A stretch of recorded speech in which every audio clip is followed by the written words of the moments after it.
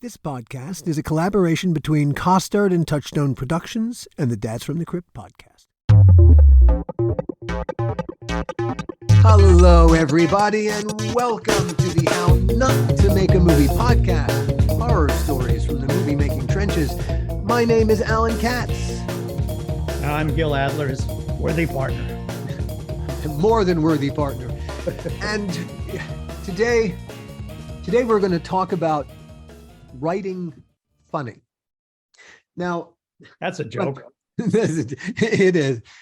It's funny when I know the bulk of my, if you go to the IMDb and you look at me, it's mostly horror. And now there's a lot of horror on Gil's IMDb page too. But the bizarre thing is, neither of us came into this business looking for horror. A horror ultimately stalked us. We should get a restraining order. Maybe it's a little late, but when I first met you, Gil, the script that my agent Carol Yumkus at the William Morris Agency at the time that she was sending around was called it was called Down to Earth. Right. That's right. And then I jumped ahead. It was called Down to Earth, and I guess you liked it enough to want to have a conversation, but it was a total comedy. See, now you're telling me it was a comedy. I read it and I thought it was a horror. Oh no, I'm going to ruin everything. Oh no. All these years later, you find out what really is. Now the thing is, it's funny. I'm trying to remember when I knew this detail about you. The first show I ever saw in New York City, because my family used to go to New York City every Thanksgiving, and we'd see a show. And the first year that we ever did that, we saw this show at the Mercer Art Center called El Grande de Coca-Cola.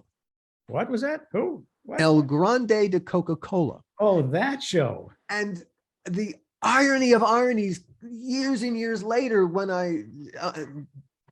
my creative partner, Gil Adler, was you were the producer.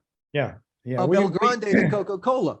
Yeah, we found that. We went to Edinburgh with a play, and while there, we saw Coca-Cola. And you went there. You went there with the play. What play did you go to Edinburgh with? I went there with a play by Jack Gelber, and a three-character play. And we took it to Edinburgh. And while there, the press secretary for Mayor Lindsay, that's how far back we go. Oh wow! Said to us, you should see this. It's crazy. It's not in English. It's in 5 languages. You're going to love it. It's hilariously funny. And so we went to it. And of course, in Scotland, they have 24/7 during the theater festival. So we went to see it in a warehouse, a little garage, at 9 o'clock in the morning. Not the best time to see a comedy. And so I watched it and I really wanted to like it because I was told it was so good. And maybe this is something that I could bring to New York, which would be my first play in New York. And I was just listening very carefully going like, oh, that's funny. Oh, that's funny. Maybe not. Oh, that's funny. And so the people who did the play were watching me because there were only like 5 people in the audience. Oh, geez. And they, at the end of the show, they went backstage and they said he hated it. He didn't crack a smile once. Meantime, I was so nervous about wanting to like it and realizing how much I liked it that I was analyzing, well, how can I bring it to New York and how do I get it to people? And so when I met them, they said, look, you don't have to say anything more. You didn't like it. Okay. And I said, no. I want to bring it to New York. I want you to come to New York in 8 weeks. I'm going to bring you to New York. That's funny. That's how it started. And we went to the Mercer Art Center, and then from the Mercer Art Center, when that burned down and fell down, that building, the Broadway Central Hotel. Let's go back to El Grande, because what was really funny about it was that the entire show is in gibberish. Well, you could think it's gibberish. I thought it was, every word was a gem. truly, but it's in a kind of gibberish. Yeah, it's sort of like it pays homage, I think, to Sid Caesar and what he did with Italian and German and French. Yeah. I mean, there's a semblance of language. Although a lot of what we said was actual real language, was Spanish. Yes. Yeah. So gibberish, it was not totally, but it was sort of, we pigeon Spanish and pigeon French. and to a degree so that as an English speaking audience, you would get it and you would understand it. And you actually walked out of the show thinking, gee, I didn't realize I could speak French and German and Italian. And gibberish. Yeah. More importantly, but that was part of what made it so exciting and funny. Yeah, and it was just very, very different because nobody except Sid Caesar had really done it before us. But I think, with our guest today, we should probably bring him in. We probably should, because we go on and on and on. Yeah, we could talk about Coca-Cola at some other episode, or maybe a whole episode by itself if the audience would like to hear that. But we should bring in Dave Brecker, our friend and comedy writer. So Dave, in keeping with our theme today, yeah, Dave is a comedy writer, and among the things that we'll talk about, well, how you met Dave doing comedy. Let me get Dave in the room. Hey, There he is. Hello. Hey, Dave. Hey. How are you? It's a pleasure for me to meet you. You and Gil go back a bit. I don't quite. Let's start there. All right. How did you and Gil encounter each other? You go first, Dave. Well, as I recall, I was on tour with a little independent act named Bette Midler. Might have heard of her. I don't know. She's been around. What were you and what were you doing as part of this touring monstrosity? What wasn't I doing at that point? I believe I was the writer's assistant, is what I was credited as. A gentleman by the name of Eric Kornfeld, who was a up and coming comedian in the 80s, and he got a big break on Bette's touring roster, and I toured around with him, and he took a liking to me, and I really knew very little about Bette beyond being forced to watch Beaches by several an ex-girlfriend in high school, and an occasional boogie woogie bugle boy belted out by my parents, but beyond that, all I knew was very infantile dad humor, and and that's what I contributed, I think, to the tour. So I helped him out, and in the end, during the actual show, I ended up running her teleprompter, which she relied on very heavily.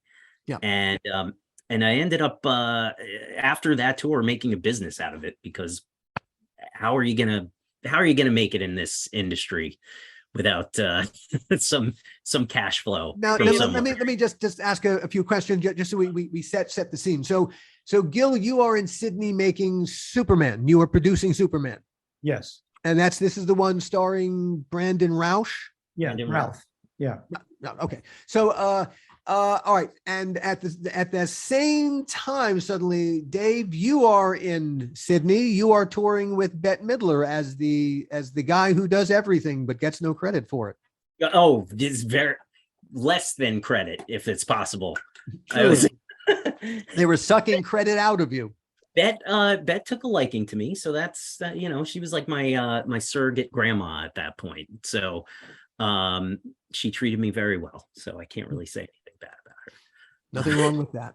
We worked with her husband. He directed an episode of Tales from the Crypt. He did. Yeah. That's right. Yes, that's how we met. Jason knew that her husband, Jason, Ryan's assistant, knew that her husband directed an episode and thought that you two would. Martin Van Hasselberg. Yeah, Martin. Yeah. Yes. Well, let me tell you, my recollection was a little different, but yours is the right one. Well, I want to hear what your recollection is, because my recollection is a little different. 5 years before that, I was in Brisbane. I was in the Gold Coast shooting a movie called The Ghost Ship. Yes. And Bette was going to be doing a concert in Brisbane. And when I heard about this, I was like, oh, I really want to go. I really want to go. Mm-hmm. Now, a story that I don't even know if I've ever told you. when I was first starting out in this business in New York, and I didn't know what to do or how to get to first base or do anything, somebody said to me, you know, you really need to meet talent. You really need to get to know talent. Yeah. I said, yeah, but how do you do that? I know how to do that. And they said, well, there's this thing going on. I don't know if you want to go to it or not, because it's a gay place, and it's called the Continental Baths in the Ansonia Hotel. Oh, right. So, and they said, well, I said, well, what's there? And they said, well, there's this woman, a young girl who's singing and a great accompanist. And I said, well, you think I should? Yeah, you should go. You should go. Literally one girl in that place. Right. So I went there. I was probably the only straight guy in the place. And I would stand. And in those days, I was very quiet, very introverted. I didn't really talk to anybody. You never even knew I was there in the room. So I was in the back and I was watching this young woman, Bette Midler, with her accompanist, do all these great numbers. I'm like sitting there going, Barry Manilow. Was it Barry wow, I gotta meet these people. So I first met the accompanist and became kind of chummy with him in my introverted way, you know. And he became, or he was, Barry Manilow. Although He for still me, is. for me, he was only Manilow because everyone called him Manilow. And I didn't even know his first name, like for One in the corner. Manilow. So, and then I met Bette. Yeah. Okay, so now cut to, I want to go see this, I want to see her in Brisbane. And I'm thinking to myself, oh, you know, I really want to say hello, but I don't even think she'll remember who I am, because I was very quiet, and I was, you know, there's nothing to remember. I wasn't somebody that you would remember. So anyway, I went backstage after the show, and You were probably one of the only fully clothed people. Totally. So maybe totally. she would have remembered that. Yeah. So I went up to her and I said, I'm sure you don't have any clue who I am, but let me tell you a story. And I told her this story, and she said, you know, now I don't know if this is true or not. You looked familiar to me.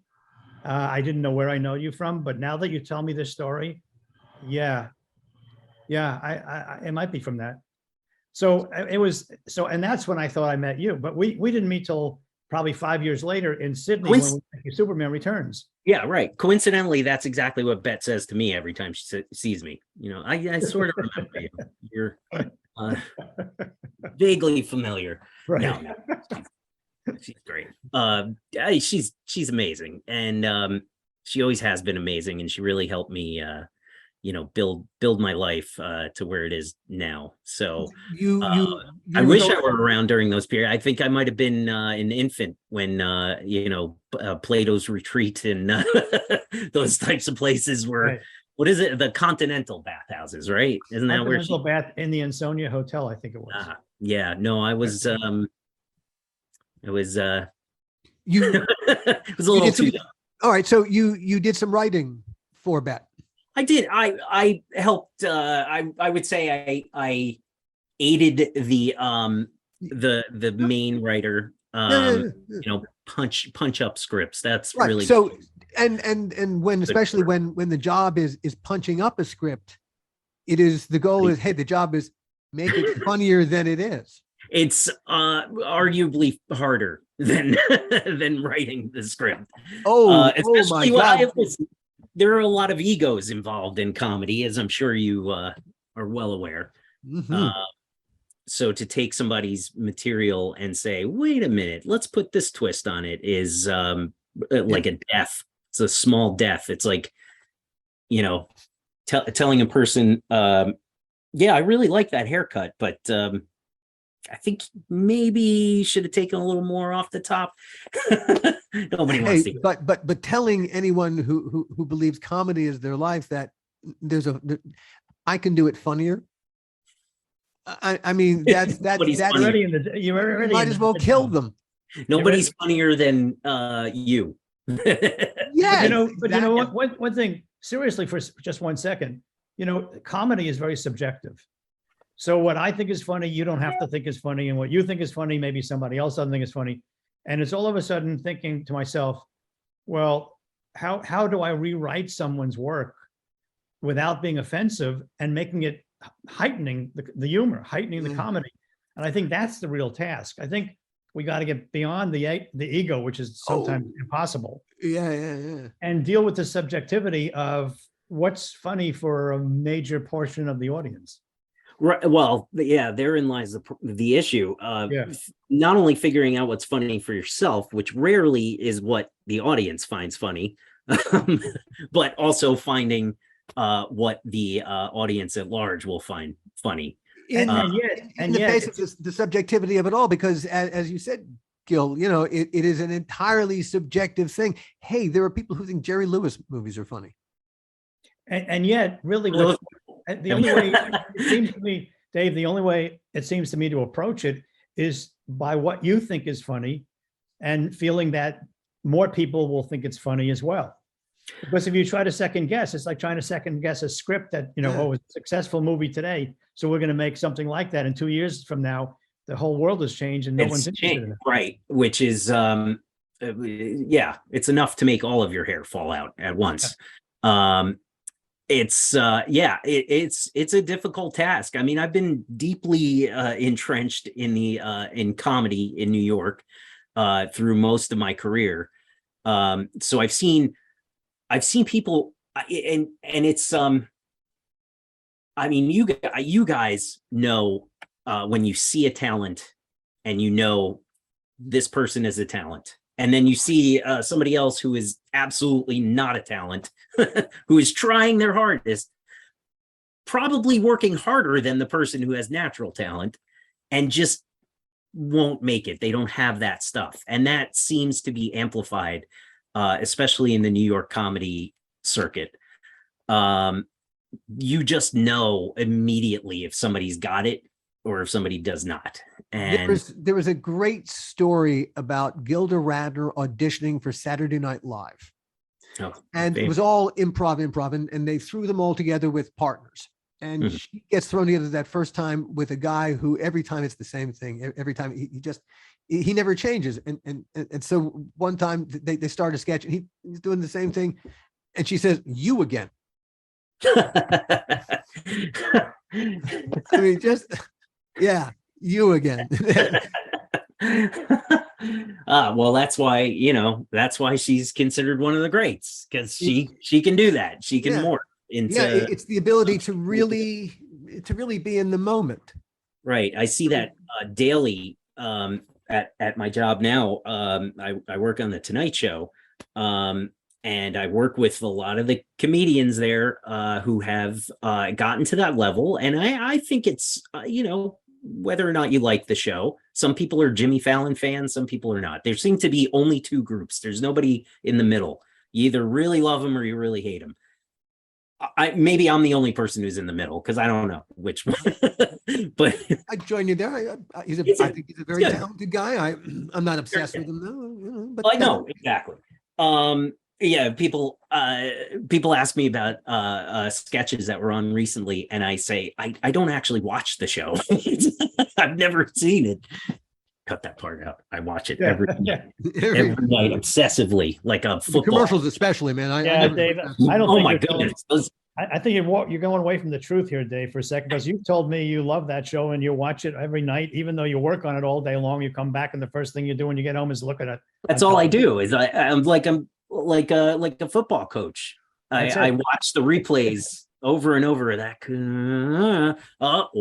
he zigged when he should have zagged. What do you and what are you doing on the show as on that show? I took my entrepreneurial spirit and I thrust it toward the Tonight Show, and I provide the teleprompter for that show. Cool. That said, like I said, I work with the comedians. I'm friends with them. I've known them for 13 years. So whereas I am not a writer on that show, because I do not actually want to die before 50. I imagine the pressure is brutal. It is. I also work on SNL as well, and I provide their teleprompters as well. And the pressure between those two shows on the writers themselves is so massive. I'm convinced that one of the writers is just going to implode and form a black hole on the earth at one point. You see it in SNL their has always been faces. notorious as just Yes. a brutal working environment for writers It's a- because of what's funny. Right. It's a boot camp. But really what it is, and a good way On to the moon. It's a boot camp on the moon. boot camp on it's something more inhospitable than the moon. I mean, Yeah. it's Venus, the center of It's really Mercury. It's really hot, you know. maybe Uranus, just to make it. Yeah, Um, that's it. But I'm boom. uh, There you go. See, I told you, infantile dad humor is Always works. now that I'm a dad, I'm allowed to do that. So, but I can see it in their eyes. I can see it in their face. Sometimes they'll come into work on a Monday, and by Friday, it's they've lost weight. Their beards are patchy and overgrown. But that's the nature of comedy, especially in New York. It's just it's a place to come and get on the centrifuge and If the strange thing is, comedy never seems to attract happy people. no, it does not. It's weird. You never go to the comedy store or Laffy's and hear a guy going, "I'm really happy." I don't know. I always thought Here's my Polly act. was actually a really happy guy underneath. I kind of think they may have started happy, but then as they got further into comedy, they realized, oh my God, what have I gotten myself into?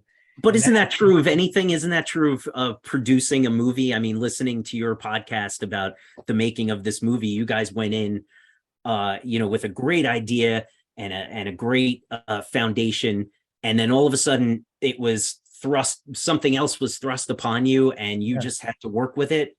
Didn't you come out of it? In one of the episodes of the podcast, I said during one of the interviews that if we were all Greek, this would be a tragedy. Yes, you did say that. I love that. And the strange thing was there is, and I say this as a student of dramatic literature, the thing about tragedy is circumstances overwhelm you. And then suddenly you are locked into place, and it doesn't matter what your good intentions are. Everything's going to hell. You're Macbeth. You're Hamlet. You're. I actually thought I was Clytemnestra while we were making that movie. I thought I had Clytemnestra. Oh no, that's something else. Oh yeah, I think I'm on. Isn't that the big new drug that people are taking to lose weight? Now it is. In Greek times, it was something else. Clytemnestra. But your podcast currently proves the theory that tragedy plus comedy. equals comedy. Because here we are laughing about. Thank you. Yeah. Thank you. I'm glad we proved something. You did. You've proved plenty to me. In fact, yes. I have questions now. Now you started a company that handles teleprompters, which is probably used on plenty of film set. I find that's fascinating. That's more interesting to me than talking about comedy with you. There's that is so ripe with gosh. All right, so you did the Tonight Show. SNL. I have seen some shit. Let's put it out there. I consider myself. You guys are masters of your craft. You know all the ins and outs of filmmaking. You know each and every department. You probably have had your hands. I think Gil's a pretty personable guy. I would imagine he shows up on set and wants to know what everybody's doing, right? When I provide a teleprompter to any kind of production, such as The Tonight Show, I get to sit quietly in the background and watch everything happen. Oh and boy. The only time anybody screams and yells at me is when the talent is pissed off at me. But Too fast, too slow. And I also have this strange, almost telepathic connection with the talent themselves. And I actually was I was on this talk show on Bravo called Watch What Happens Live for a long time, which is Andy Cohen. I'm sure you've heard of him. He's sure. Yeah.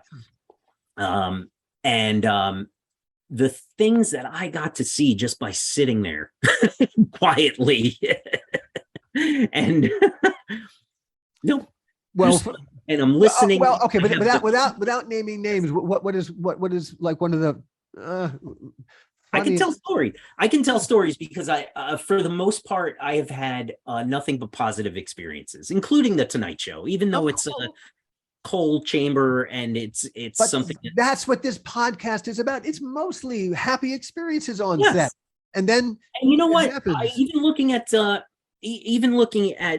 your movie, I mean, Bordello of Blood is a cult phenomenon now. It's not, Yeah. you might have cried when it came out in the theaters, but it's there. It's in. It was like shitting out a porcupine. that's If I may yeah. be a little poetic about it. Well, I mean, yeah. And so it's like sitting in New York traffic. Very similar. Yeah. Same deal. Or I feel like I'm eating the porcupine every day and then waiting for it to be shit out. So, I mean, are there any particularly memorable, when good collaboration goes bad, situations that have happened as you sat there in the dark? Oh my God, yes. Watching yeah. the world go to hell around you. I've seen mostly on road shows. Touring with Bet. I was out in Las Vegas with her for her last run out there for about 3 years. So I got to experience not only the giant metaphor that is Las Vegas, but I also got to see a seasoned performer, one that, and Las Vegas up until about 2008, when the big crash happened, was known as the place that performers go to die. Really, it's a lot different now. It's there's a lot bigger acts, but so Bet was trying to undo that. She was saying, listen, I may be old, but I'm at the top of my game, and here you are, Las Vegas. Here, I'm gonna give you a proper performance, just like a tour. I've seen people lose their minds. I've seen people you can't talk about entertainment at all without bringing up some sort of a drug episode that has ruined people. I haven't gotten to that part of your podcast, but I'm sure it's coming. Sylvester Stallone is in there, so something has to happen wacky. Well, I think of Joel Silver as our drug. Well, you kind of skirted around that, and you did a fantastic job of skirting around that.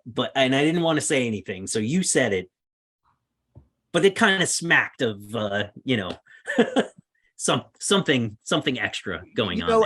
It's funny. I think of Joel in kind of this is going to sound weird, a Brokeback Mountain kind of a way.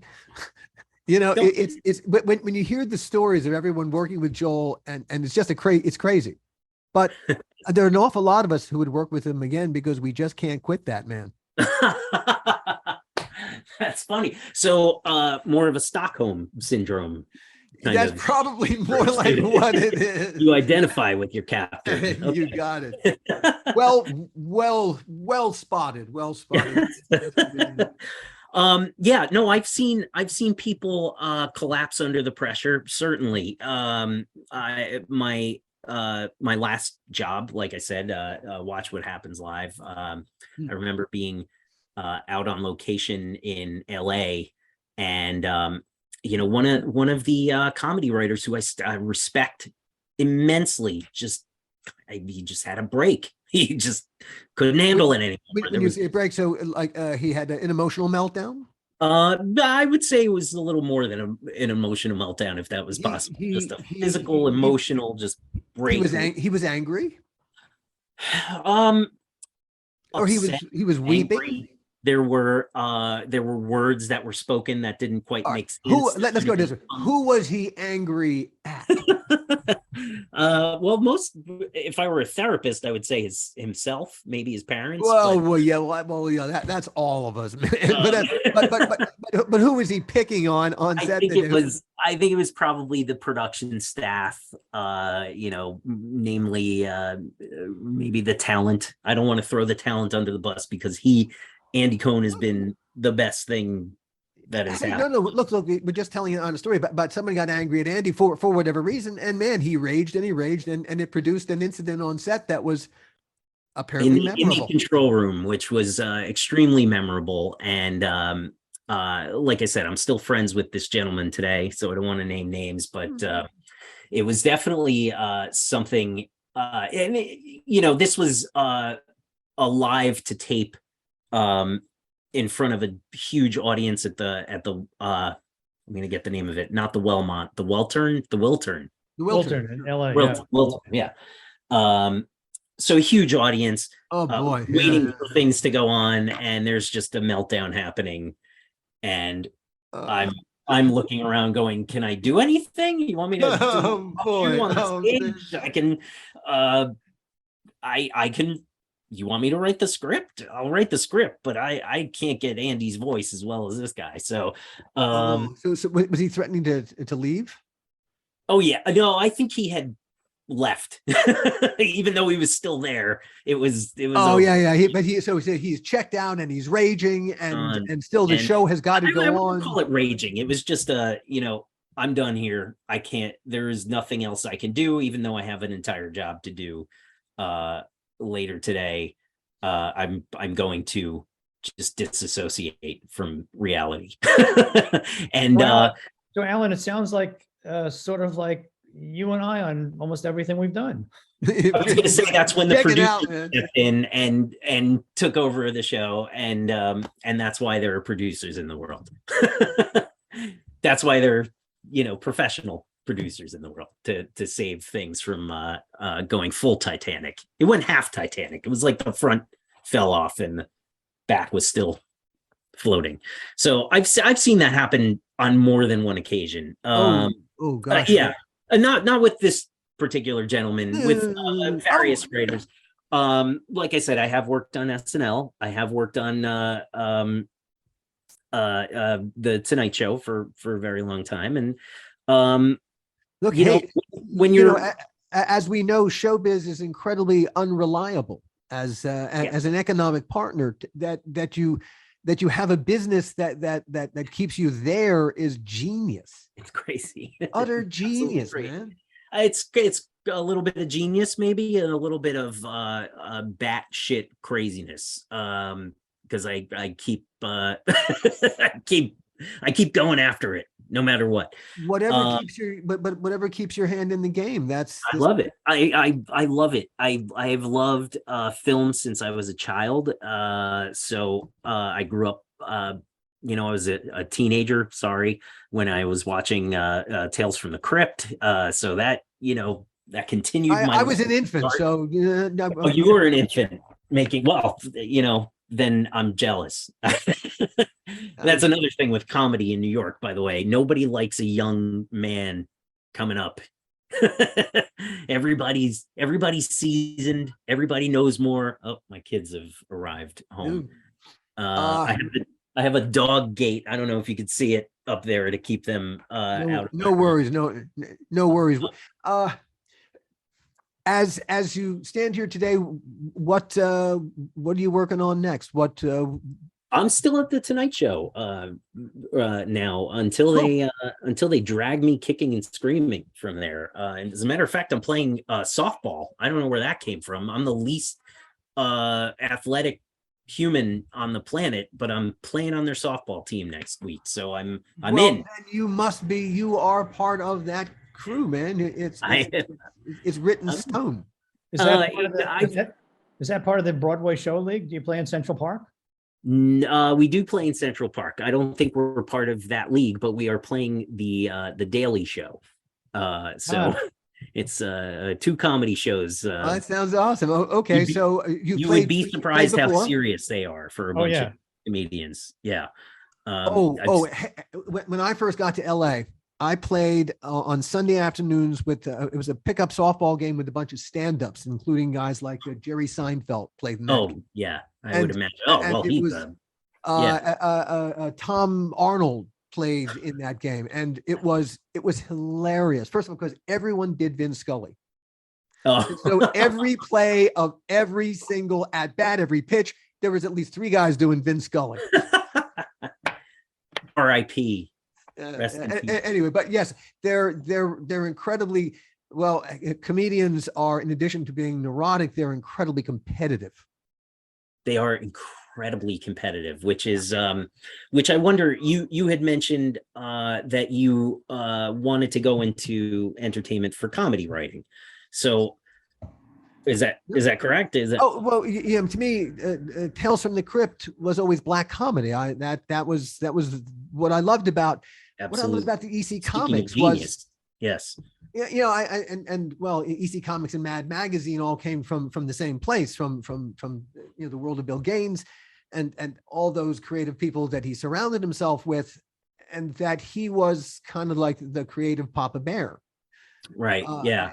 That was really his genius. He knew how to make the creative people of a particular stripe feel incredibly nurtured. Right. And that's extremely important, which doesn't seem to happen very often these days. But but speaking of the Stockholm syndrome, it does feel as though once a person is entrenched in this the comedy atmosphere, they, despite how maddening it is, and just it will break your soul and break your personality and your physical. Like I said, people have sallow cheeks at the end of the week.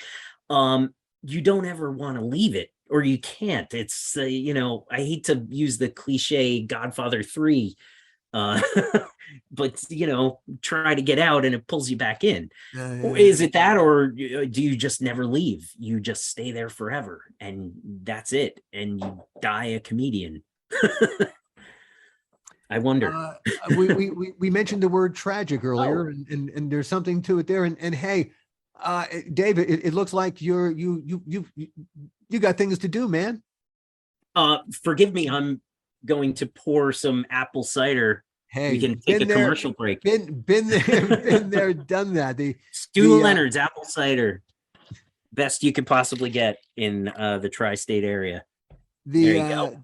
Easily the best. This is my budding comedian, Elliot here. We'll say hi. All right. Hey, Elliot, how you doing? Get out of here, yeah.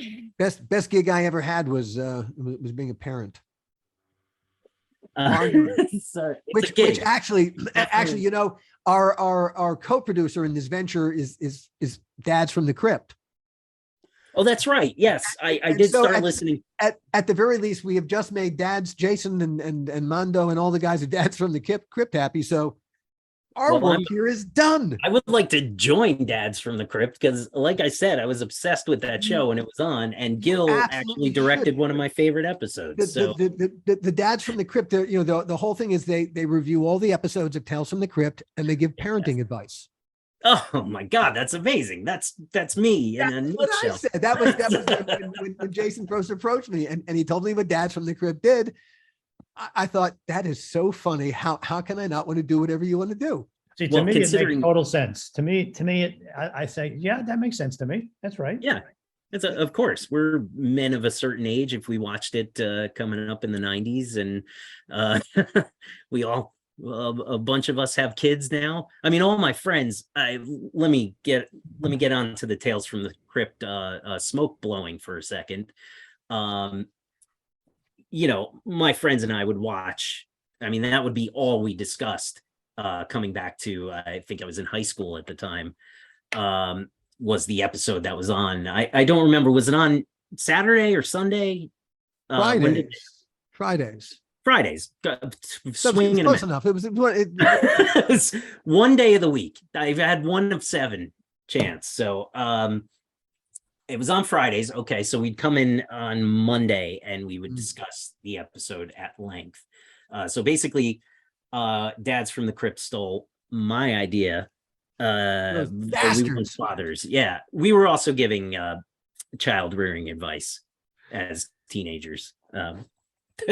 I've always taken my parenting advice from the Crypt Keeper. I was going to say, when we were doing that show, we thought we were giving parenting advice. Yeah. Hey, I say to my kid all the time, hey, be careful what you wish for, kid. You might just get it. Yeah. Yeah, exactly. You say it with Yeah. that. That I can't do the laugh, so I do. That's a shame. Um, Dave, this has been a delightful experience talking to well, you. it's been great talking to you guys. Yeah, I'm a huge fan. So Oh, well, I'm thank you. glad I And you know, Gil said that you got to meet my friend Dave. He's hilarious, and he's been writing and working in the business. And hey, you know, he knows comedy, and you know, in I do know basically, comedy. I can tell you that. hey, It's a hard business. Don't plan on getting into it and coming out looking like Brad Pitt. well, you should see what Brad Pitt used to look like. He was really pretty. Oh, is that right? Is he in comedy now? Is that Yeah. Anyway. No, yes. Anyway, thanks for having me, guys. Pleasure was ours. Delightful seeing you, and I'll catch up with you in New York, I hope. I hope so. Cool. Pastrami Queen. Yeah, I'm there. Don't go making promises you ain't gonna keep. I will keep that promise. You can't get between me and a good pastrami sandwich. I'm sorry. And we will see all of you next time on the How Not to Make a Movie podcast. The How Not to Make a Movie podcast is executive produced by me, Alan Katz, by Gil Adler, and by Jason Stein. Our artwork was done by the amazing Jody Webster, and Jason Jody, along with Mando, are all the hosts of the fun and informative Dads from the Crypt podcast. Follow them for what my old pal the Crypt Keeper would have called terrific crypt content.